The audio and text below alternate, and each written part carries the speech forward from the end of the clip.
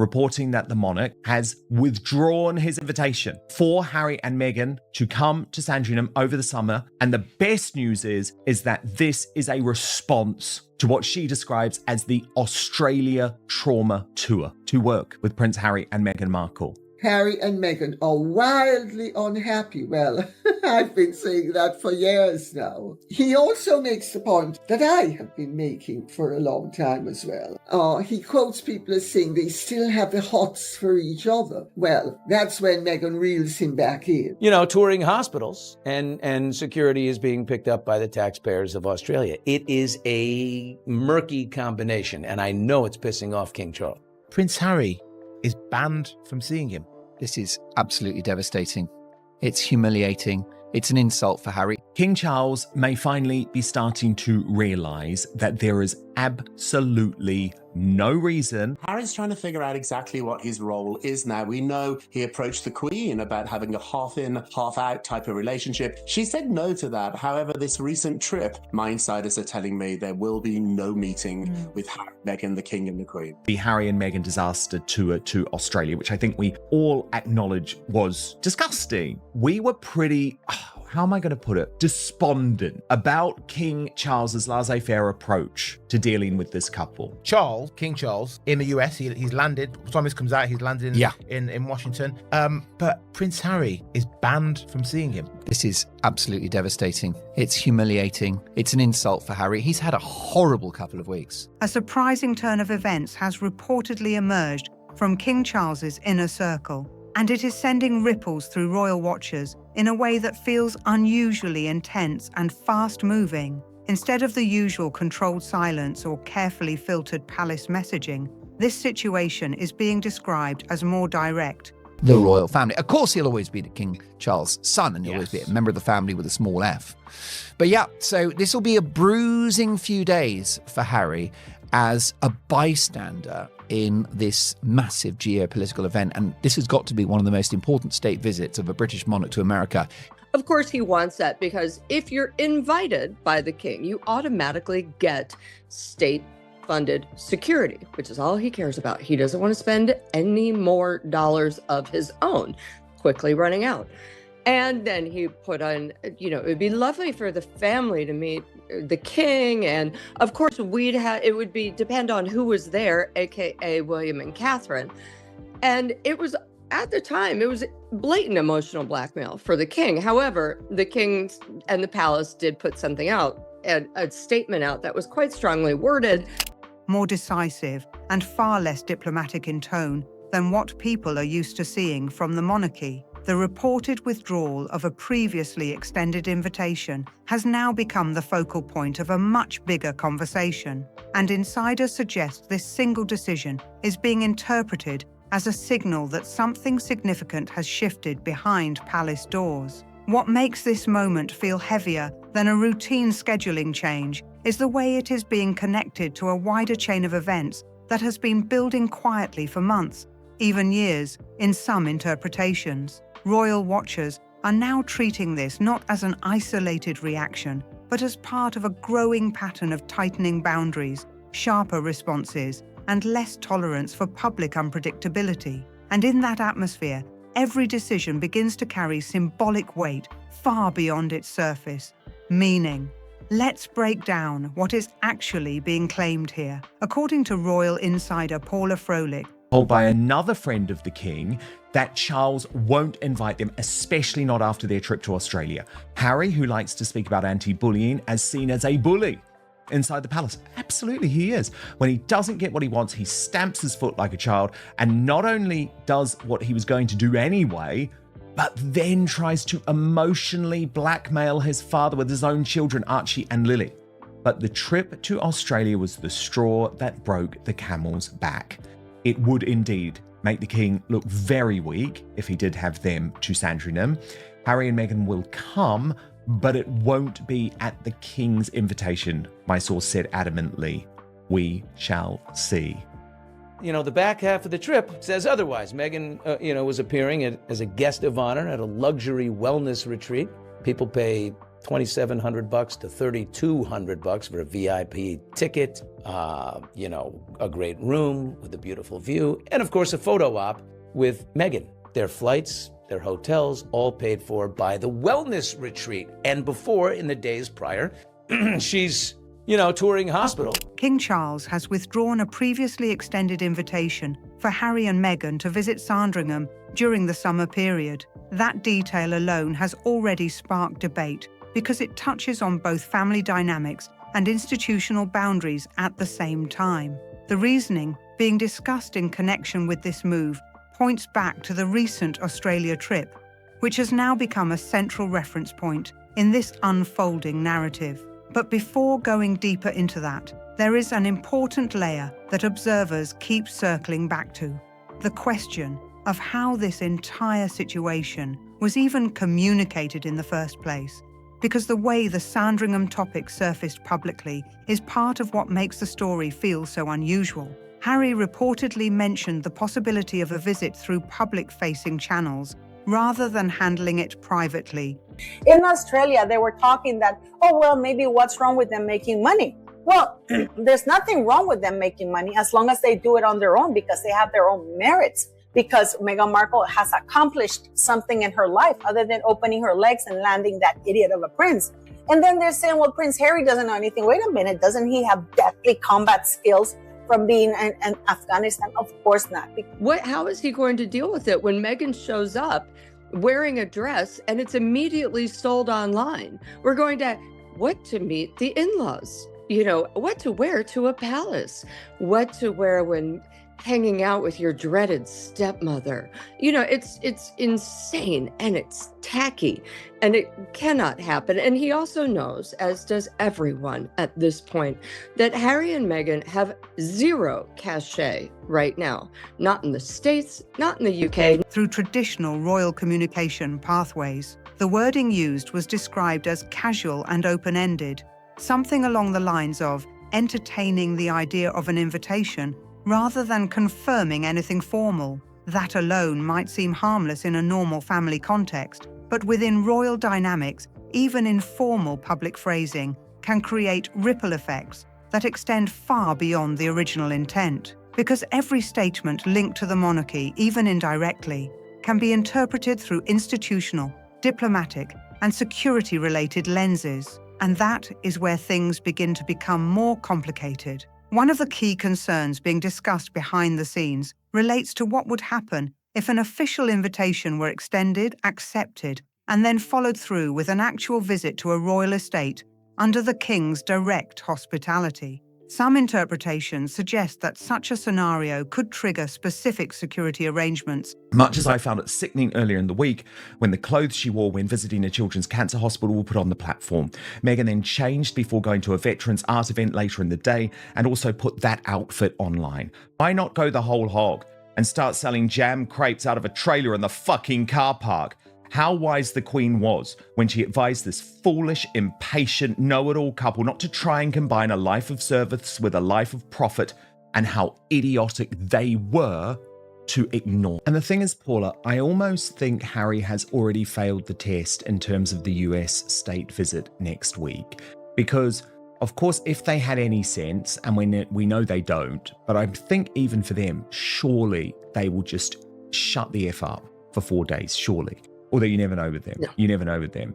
But they've already blown it for him, because Harry's visit to Ukraine and his attack on Donald Trump and the American administration specifically, literally 4 days before King Charles is touching down in Washington, D.C. under UK protocols, which then raises questions about responsibility, funding, and operational control. Security is not just a background detail in this discussion. It is one of the most sensitive and consistently debated aspects of Harry and Meghan's post-royal life. It ties into legal rulings, public funding debates, and long-standing disputes about protection levels and responsibility allocation. So when even a simple family visit enters that space, it is no longer just about hospitality.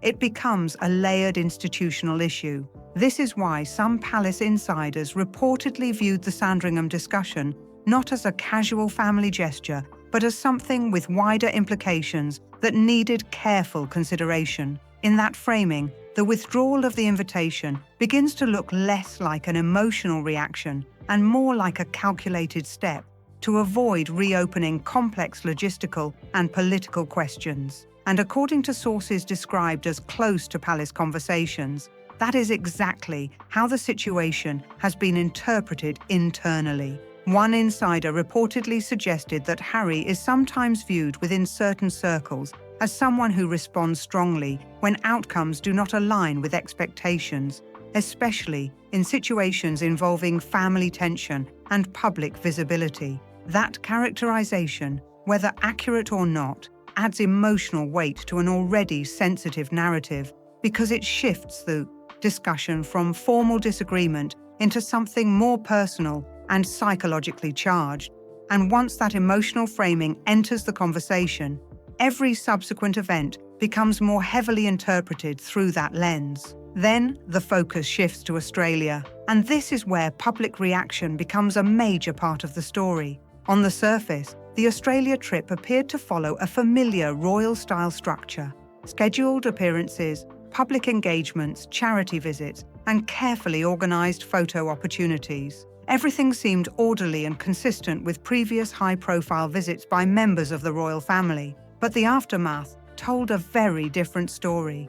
Reports circulated indicating that over 80% of Australians surveyed after the visit said they did not want Harry and Meghan to return in a similar public capacity again. That figure immediately stood out because it suggests a sharp shift in perception, especially in a country that has historically shown a strong connection to the monarchy. An approval or rejection figure at that scale becomes more than just a statistic.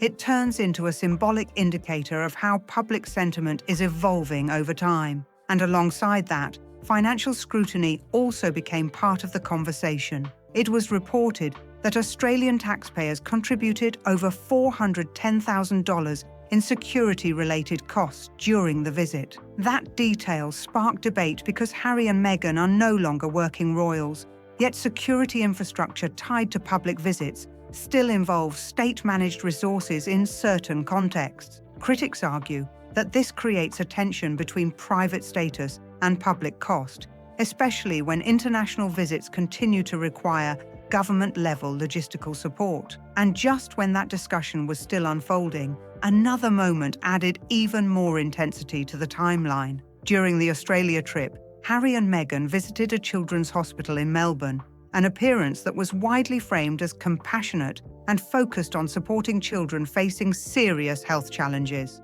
The visit itself was intended to be humanitarian in tone, centered on emotional support and visibility for families in difficult circumstances. However, shortly afterward, reports emerged online suggesting that Meghan's outfit worn during that visit was being listed for resale through retail channels. That detail triggered immediate reaction across online discussions because it created a perceived contrast between the emotional setting of the visit and the commercial circulation of related imagery or fashion elements. Even though clothing resale is not unusual in public life, the timing and context made it highly sensitive in this case. And according to commentary being circulated, that reaction reportedly gained enough traction to reach higher levels of discussion within royal-adjacent circles. Sources claimed King Charles was shown information related to the public response, and that the internal reaction was described as unsettled and concerned. From there, the timeline becomes even more complex. Just 4 days before King Charles was scheduled to travel to Washington, D.C. for an official state visit, another major development took place involving Harry. The King's upcoming trip was already under significant pressure due to his ongoing cancer treatment, making preparation and scheduling physically and emotionally demanding. At that moment, Harry traveled to Ukraine and delivered a public speech that quickly drew international attention. This was not a low-profile appearance. It was a formal address that entered public discourse immediately. According to journalist Tom Sykes, the speech was reportedly written with assistance from AI tools, which added another layer of debate about authenticity, authorship, and messaging style. The content of the speech was also described as including political commentary touching on global leadership topics, including references that intersected with Donald Trump and US political dynamics. That timing became particularly sensitive because King Charles was preparing to meet Donald Trump during his Washington visit shortly afterward. So in that sequence of events, everything begins to feel tightly compressed. Public speech, diplomatic travel, health considerations, and international political timing all overlapping within days. Let that sink in for a moment, because from a strategic perspective, timing becomes one of the most important elements in how actions are interpreted, whether intentional or coincidental. And this is where interpretations begin to diverge sharply. Some observers believe these events are simply a series of poorly aligned decisions that unintentionally overlapped with major royal responsibilities. In that view, the situation is chaotic but not coordinated, and the outcomes are unfortunate rather than deliberate. Others argue that when viewed collectively, the pattern of timing around major royal events appears too consistent to ignore. They point to earlier moments such as high-profile interviews, memoir releases, and media appearances that coincided with sensitive periods for the royal family. The Oprah interview during Prince Philip's hospitalization is frequently referenced in that broader discussion. So are book releases during transitional royal moments and media cycles that intersected with major ceremonial events. Supporters of this perspective argue that while each event can be explained individually, the timing pattern across years raises broader questions about impact and intent. And inside that debate, Prince William's position is often referenced.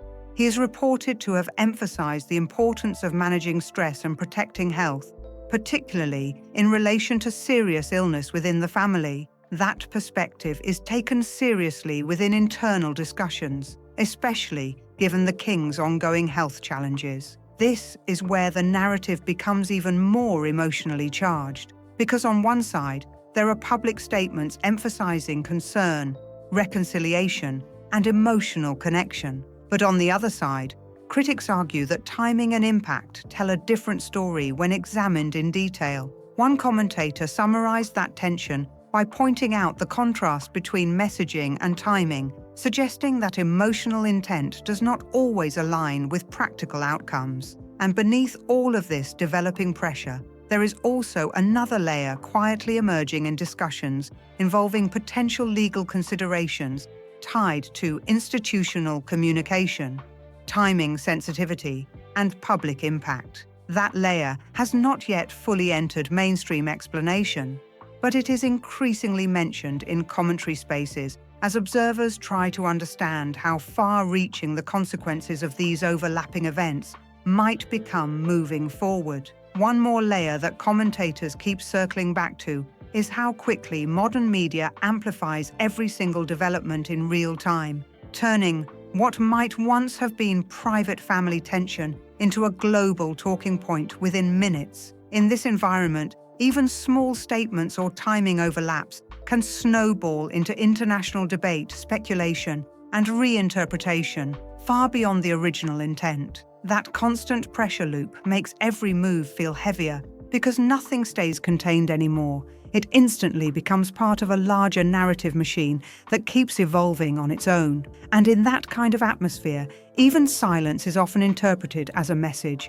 adding even more pressure to an already highly sensitive situation unfolding around the monarchy. And as this entire situation continues to unfold, one thing becomes increasingly clear. The decisions being made now are no longer just about family, but about institution, perception, and long-term legacy at the highest level. In the United States, there is something known as the Logan Act, and it has been referenced in legal and political discussions for a very long time. especially whenever private individuals are seen interacting with global political matters in ways that raise eyebrows inside diplomatic circles. This law is designed to prevent private citizens from interfering with official foreign policy decisions that belong strictly to government authorities, ensuring that international relations remain structured, controlled, and officially managed by recognized representatives. The idea behind it is not just about punishment or enforcement, it's about protecting the integrity of state-level diplomacy. Because when unofficial voices start entering politically sensitive spaces, especially those involving international conflict or government communication, it can create confusion about who is actually representing a nation's position.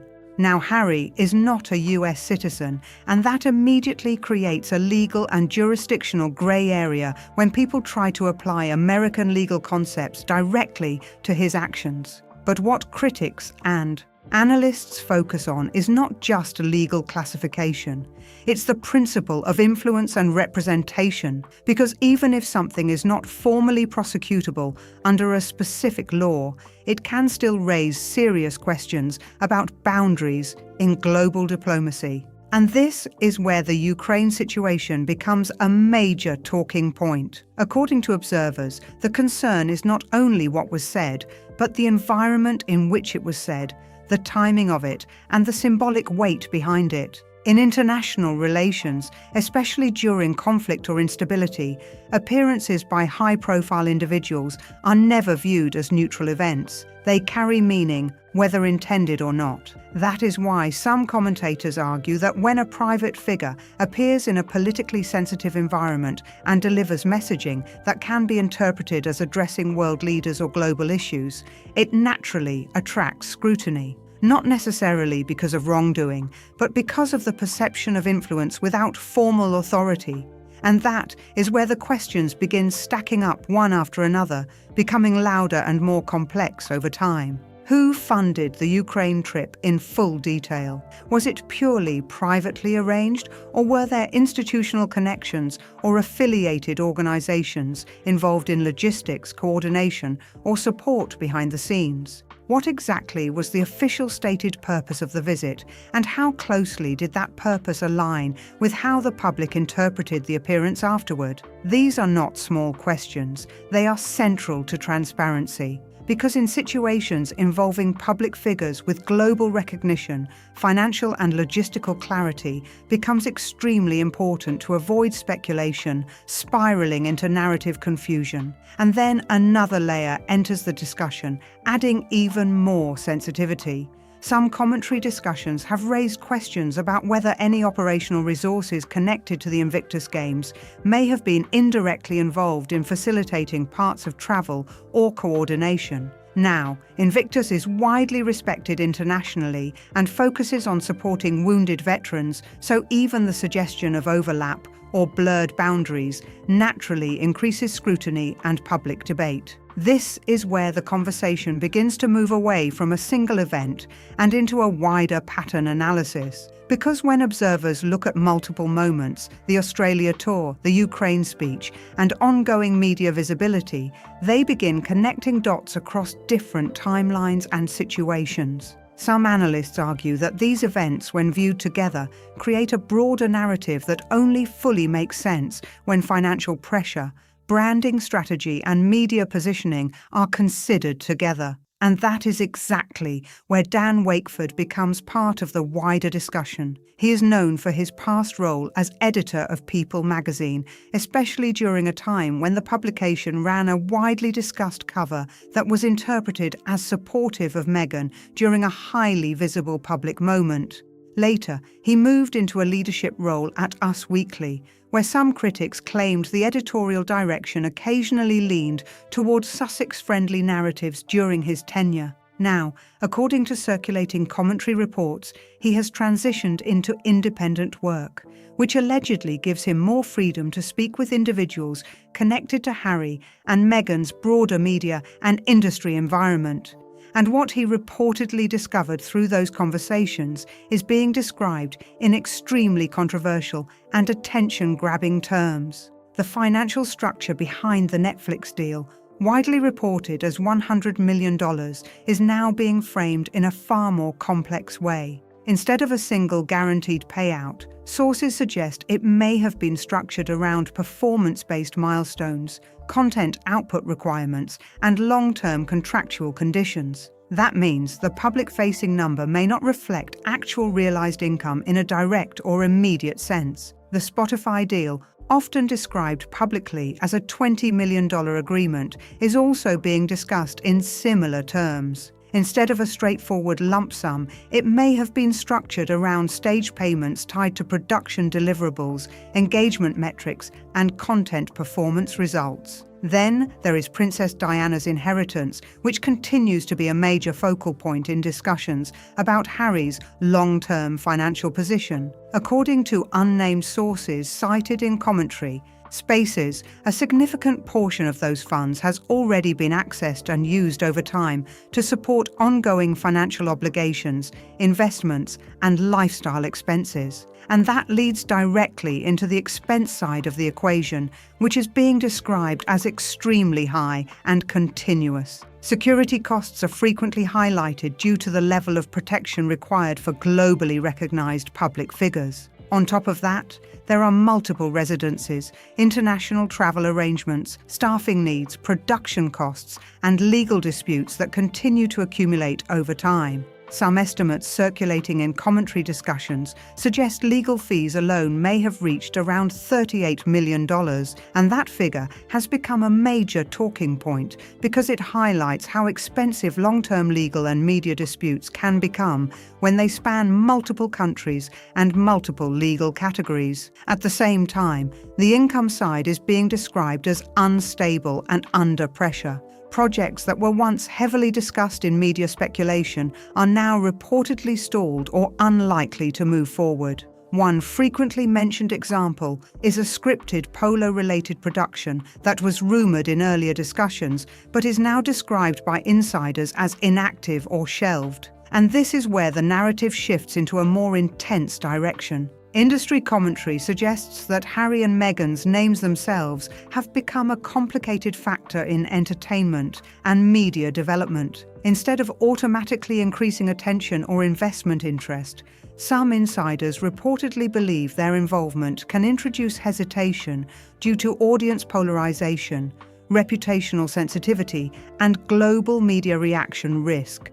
That means their public identity can act as both an asset and a limitation, depending on context and timing. Let that fully sink in. It changes how celebrity influence is normally understood in entertainment industries. Meanwhile, media restructuring is also being reported in parallel. Us Weekly, which at certain points was seen by observers as leaning towards Sussex-friendly editorial coverage, is now reportedly undergoing operational changes, including staffing reductions and office closures. That shift is being interpreted by some analysts as part of a broader change in celebrity media economics, where audience engagement and content direction are evolving rapidly in response to market behavior. And Dan Wakeford himself is being described in these commentary narratives as holding a more complex and critical perspective on Harry and Meghan's overall situation. The repeated description being used is emotionally charged,